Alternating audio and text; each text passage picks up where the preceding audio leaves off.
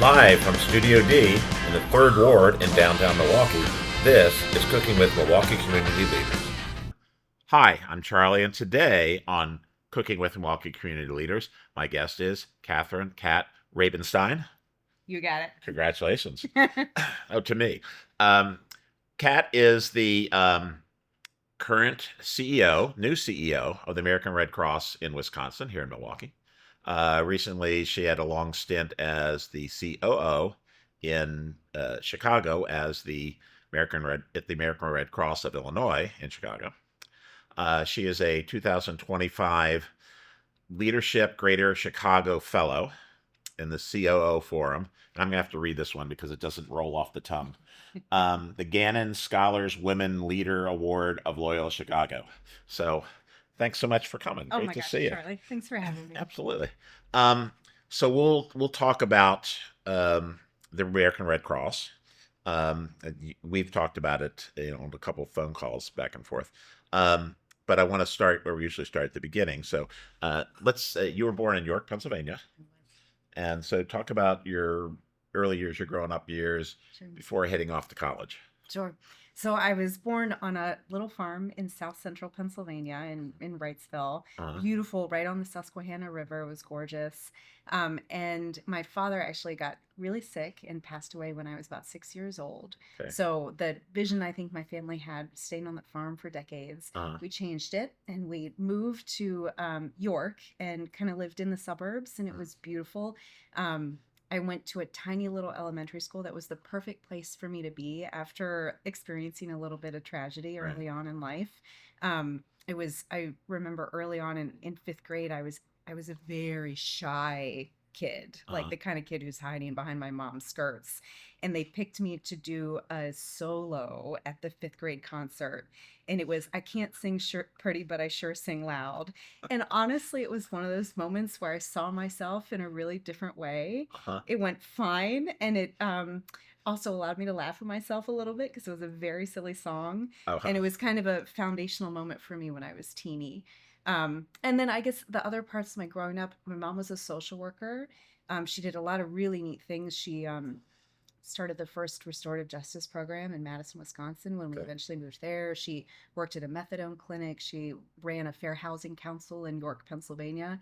So social justice was core to her. And my brother and I really grew up with that. I volunteered and didn't even realize I was volunteering. It was kind of just what we did. Right. The church that she picked to go to was not in a little privileged bubble, although we grew up very privileged people. She made sure that we lived a real life, Uh-huh. and we're in community with people, and I'm just so grateful for that. Right. So you head off to college. You get your bachelor's degree at Loyola of Chicago in English, and then a few years later at Northwestern, the Purple, My um, journalism degree. journalism. Right. Yep. So talk a little bit about your educational journey. Yeah, of course. So I went to Loyola. We had moved to Madison, Wisconsin when I was in high school, and that got me closer to Chicago, which is why I considered Loyola. And it was the perfect spot to land because it was a little community in the middle of a big city. So I got Right. all of the arts and the culture and the dance clubs and the food, that a 20-year-old wants to have. But I also got a really amazing social justice education. And I did English and peace studies. So I was afforded lots of opportunity to get to know Chicago kind of under the radar and under the lens.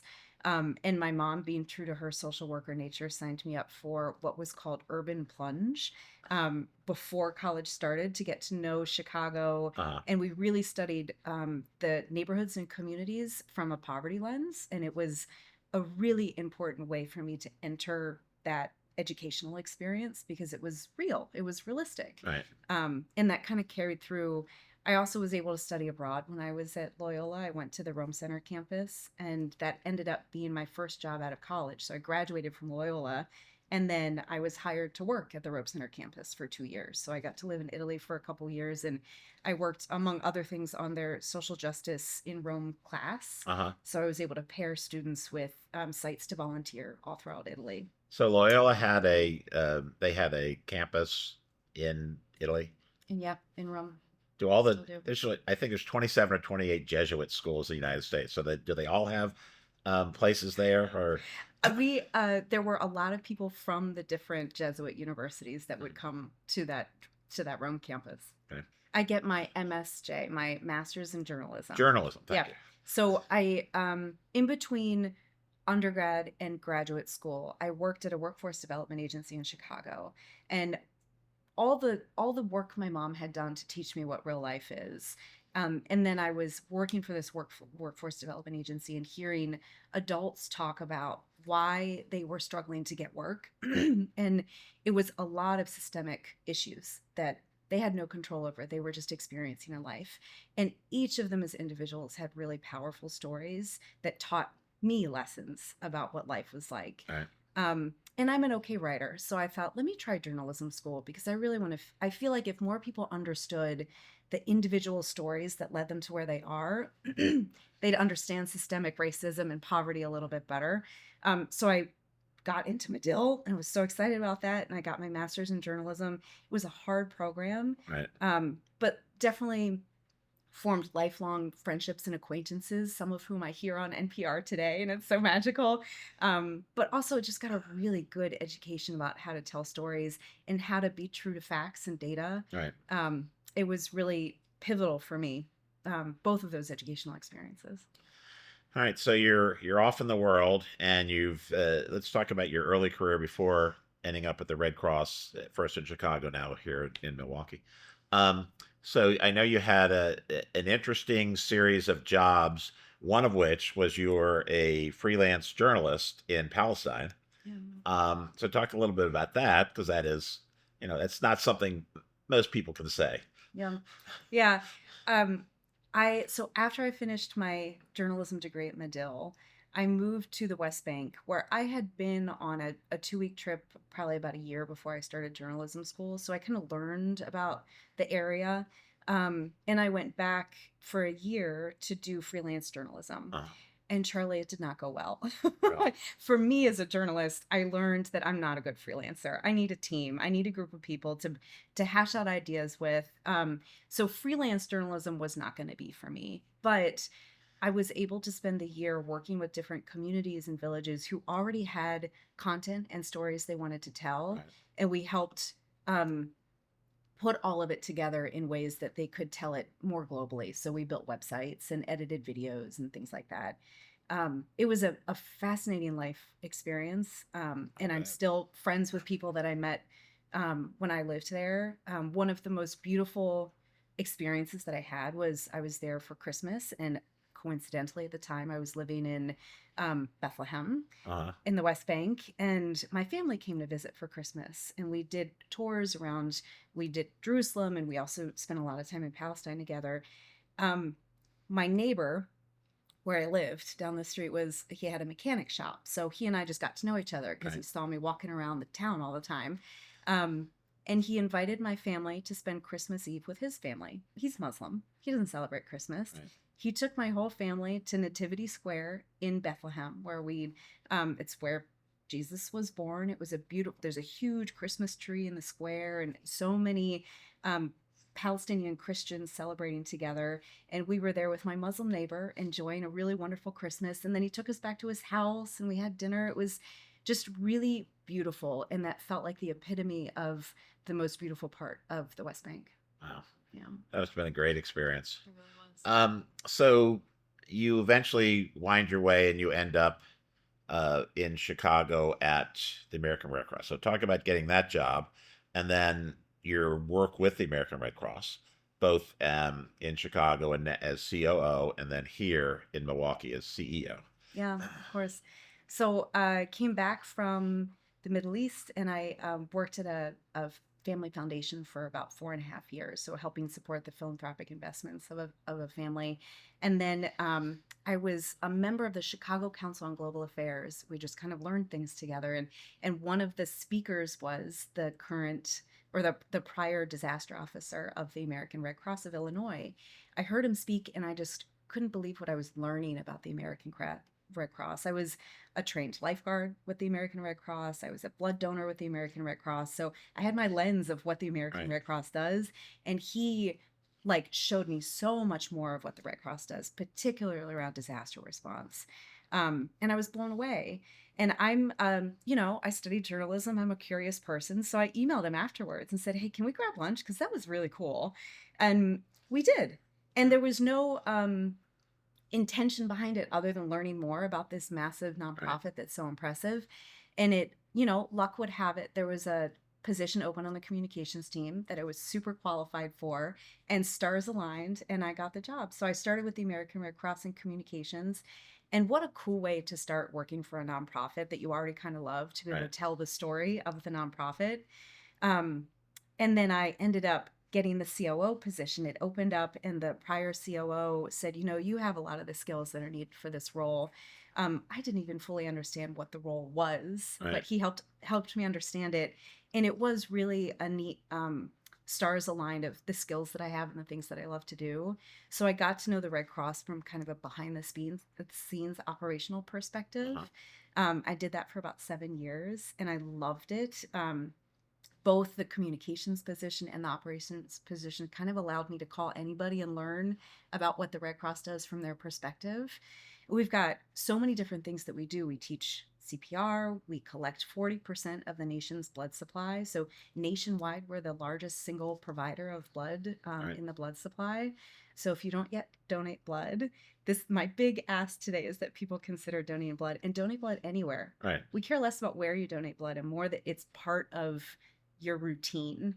Only 3% of the eligible blood donation population donates. But a huge part of what we do is feed people also. So you brought me here to cook food today. So I thought, so coincidentally, the American Red Cross is really in the business of feeding people too. I recently learned that our local Wisconsin disaster services team says that food is the love language of the American Red Cross. That's love language of, that's basically the show. We sit here, we talk, we get some food, and we eat it. So that's food is what brings people together, and It's so it's an true. important part of everyday life. It's so Um, true. so just you mentioned something I had not even thought about in years. I took water safety instructor and lifeguard classes with the American Red Cross in Washington D.C. when I lived there, 100 years ago. So I hadn't thought of that, but they were all Red Cross classes. Right. Um, and I worked for the Red Cross, and we Right. discussed that. You've got your own Red Cross Right. story. So I've tangential intersections there. Yeah. Um, so currently CEO. Talk a little because that's a different, obviously a change from COO. Yeah. And you've been here about 6 months. 6 months. Okay. Yeah. So came back to Wisconsin, having lived here in high school. And I'm just so astonished by the community here and how they rally for each other. Within a few months of me moving to Milwaukee, the collective we that's probably listening to this right now, the Milwaukee flooding. Um, so I watched as my Red Cross team stood up a massive disaster response and watched the community come together to really make sure that neighbors are helping neighbors, and we're rallying around the people who were Right. affected. We had shelters open. We were passing out cleanup kits in neighborhoods, and I was out driving a U-Haul filled with supplies in the back, many of which had been donated by local corporations. Me and my board chair are driving around communities, and we pulled up in one neighborhood to a woman who was clearly cleaning out her basement, having been impacted by the Right. flooding. And she looked exhausted. She was flayed. She was putting something in her dumpster in the front. And Sue and I popped out and said, hey, do you need any free cleanup supplies? And she said, yeah, what do you have? So we opened up the back of the U-Haul. We were showing everything we've got. There's a whole bunch of different things. She's like, I don't have any, I need all of this. I don't have any of this. This poor exhausted woman. So we're loading her up, making a pile on the side of the road, and she just starts to tear up. And she said, you know what I actually really need?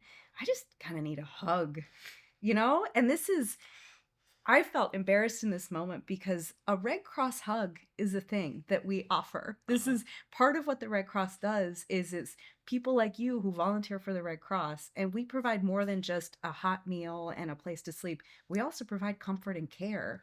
And Sue and I, in this moment, if we need to get you all these amazing free supplies that you clearly need, um, she helped us stop and say, no, let's just spend a moment together, because she's a really stressed out, tired Right. person who's going through a lot right now. Sure. And there were a lot of moments like that through that journey. the individual stories that surfaced were really impactful. That was a tough time here Yeah, because it really was. we're not known for our flooding Yeah. here in Milwaukee. So the Red Cross stepped in as they do around the world. Yeah. So that's greatly appreciated. So you alluded to slightly that you may like or not like to cook. I don't know. But I want to give you one of our aprons. Oh, thank you. So It's official. it is. So tell us, Kat, what are we preparing today? Today, so I talked about how I was born in South Central Pennsylvania, so that means that I'm Pennsylvania Dutch. Okay. So today we are making a food that is red, which is also the color of the American Red Cross. Okay. Red beet deviled eggs. Okay. Which is also, if you're preparing your Valentine's Day meal and you need something red on the plate, the Pennsylvania Dutch side of me is just suggesting maybe this is a good fit. I'm also not a great cook, and this is really simple. Oh, yeah, we're gonna ignore that. I'm sure we'll do fine. So we've done some prep work back here. We're gonna go back and get the deviled eggs together. Magically, they're going to be already taken care of. But we're gonna show you how we put them together and make the deviled egg and all that stuff. So give us a minute, and we'll be right back. All right, we're here in the kitchen area. So, Kat, go ahead and take it away. All right, so I pre-prepared the red beet eggs, which is basically I hard-boiled eggs, and I put them into red beets with the juice included. Okay, I have an important question for you. Tell me. While you're cutting that. Yeah. Everyone in the world has their own way of making hard-boiled eggs. I mean, there's 1,000 different ways. So, what is your method? Well, it depends because usually I actually like a soft yolk. So I put the eggs in before it starts to boil, and then I time it with one of those little Egg Do-Hickeys that you put in the water. The Egg Do-Hickeys. Yes, that's the official name for it. That's what I thought. Yeah. If I go on Amazon, I just look for Egg Do-Hickey. That's all you have to look for. Good. Yeah, but in this case, I boiled them for longer, and then I put them right in an ice bath to cut the coquine. Okay. And they were in the red beet juice probably for 2 nights in the fridge. So now I'm taking out, I cut them all in half, and I'm putting the yolk in here. So we'll make this many red beets. Okay. And I'm gonna put, so this is the way my grandma taught me. There's no measuring involved. It's all gut feeling. So I'm guessing probably that much of mayonnaise. So we're putting about 2 big old tablespoons of mayonnaise. And then this is my personal preference. I like the whole grain mustard because it kind of pops in your mouth when you have the deviled egg. We got some whole grain mustard. You can use any mustard. And of course it's liberal use of whole grain mustard. Yes. Is that frightening? Watch out. I do too. And then you smush it together, and then you reassess. Do you need more of anything? Do you need salt and pepper? I don't think it needs salt. And I don't actually usually put pepper on it either. Okay. So that's maybe a taste and preference thing. Especially with, because it's a red beet egg, it's very sweet. So pepper could actually be really interesting. But there are a lot of flavors happening here. All righty. All right, so I try and pop the yolks a little bit so it's real You need a smaller spoon? No, I think it's fine. To fill. Oh, to fill. Yeah, maybe a smaller spoon. Okay. All right, so it looks like we're getting ready to fill. We're getting ready to fill. All right. And a small spoon has magically appeared. Very simple. So simple. It's just egg, whole grain mustard, and mayonnaise. Yep, and you can add to taste. I also really prefer a small dose of whatever the insides are called, whatever we call this, yolk mixture. But some people really like more, so that's also to taste. Okay. And you fill them up. And I think the paprika, I don't know, I'm so Pennsylvania Dutch that I'm averse to spices. But I think it looks pretty and is a nice little... That's what you want it to be. A little zesty. All right, and we have some just regular old beets too. We're going to put on Yep. the plate. The beets make the eggs really sweet. So that's the big difference between this and a regular deviled egg. So then I think I'm just going to plate it here, Charlie, we're right? Put them on the plate. Okay. And It's so beautiful. so we got a few more eggs to do. So we're going to put these together, and then we're going to go over the table and going to feed whoever happens to show up here. So give us a little minute, and we'll be right back. All right, we're back. So, Cat, tell us what we got here. All right, we've got red beet deviled eggs, a true Pennsylvania Dutch wonder. So when I was a kid, they look so delicious.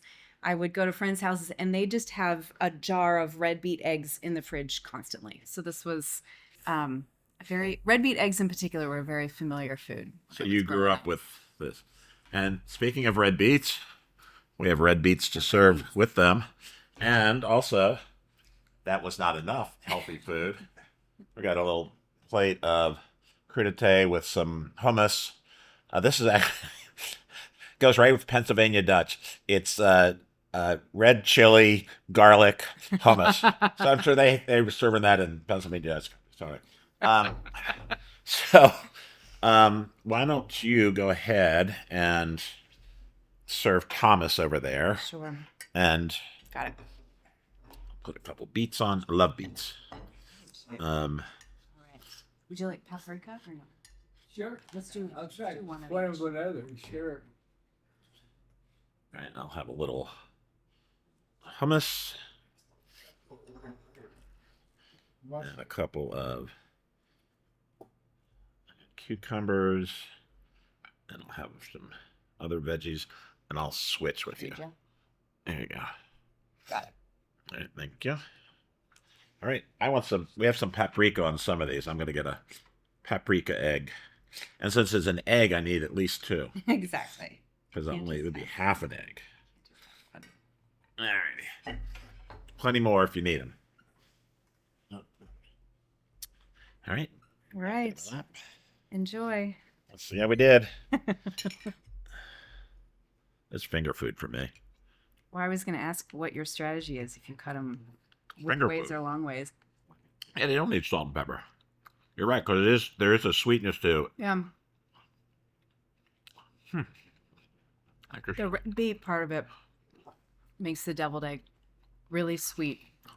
So it's a whole different. I think that's why the whole grain mustard is necessary, because you need that pop. Well, not a lot of people put salt and pepper in their deviled eggs, but you really don't need it with this. So. All right, let's see how the red chili garlic hummus is. A little spicy. Did you get some hummus there? Oh, you don't want any. Kind of a good breakfast. It is healthy. So healthy. Didn't know what got into me. I was in Pennsylvania recently with my best friend, and we went to a Pennsylvania Dutch buffet. Uh-huh. And I'd never been to one of those before. And we looked at the spread, and it was a whole bunch of classic things. Lots of corn dishes, red beet eggs, and things like that. My friend saw the spread, and she knew I was going to be so excited. She just gave me a hug right in front of the buffet. Like, this is your Pennsylvania Dutch food. We did it. And where's she from? She's from Skokie, Illinois. Oh, okay. We went to college together. This is great because I've made deviled eggs before, but you put all kinds of herbs and spices in it. But it does not need that. It's very simple: egg, mayonnaise, whole grain mustard, and then if you want to do something, you put a little paprika on top. That's great. So much of Pennsylvania. Not that I'm an expert. I'm an enthusiast and a consumer of Pennsylvania Dutch food, but so many of it does seem really simple. It is. I laugh that it's just beige food, but it's what? Beige. Beige food. Oh, it's good. It's red beet eggs are colorful. I was going to say that what beige is this? Yeah, this one maybe proves me wrong. Thank you so much. This was so fun, Charlie. Thanks for appreciate having me. you coming out today. It's a little snowy day, and I know that's hard to believe, a snowy day in January in Milwaukee. Go figure. But appreciate your work with the Red Cross. It is one of the most rewarding but hardest things that we do in society is take care of those who desperately need it. Mm. And that, when you were going into areas that have some sort of disaster, and you're doing the work there, those people really appreciate the fact that you are there. So We got an incredible team of volunteers who do that incredible 3,500 volunteers in Wisconsin. wow, I know, right? that's And a lot. it's just your neighbors, it's your aunts and uncles and your cousins, people you go to church with. That's who volunteers at the Red Cross, and that's who gets this hard work done. Well, thank you. Thank you, And Charlie. thank you for supporting Cooking with Milwaukee community leaders. Each week we talk to one of our community leaders. We talk about their work in the community. Then we cook something or prepare something, and then we eat it. So until next time, thanks for watching. Thanks so much for supporting Cooking with Milwaukee community leaders. We hope you enjoyed this episode, and we'll see you next time.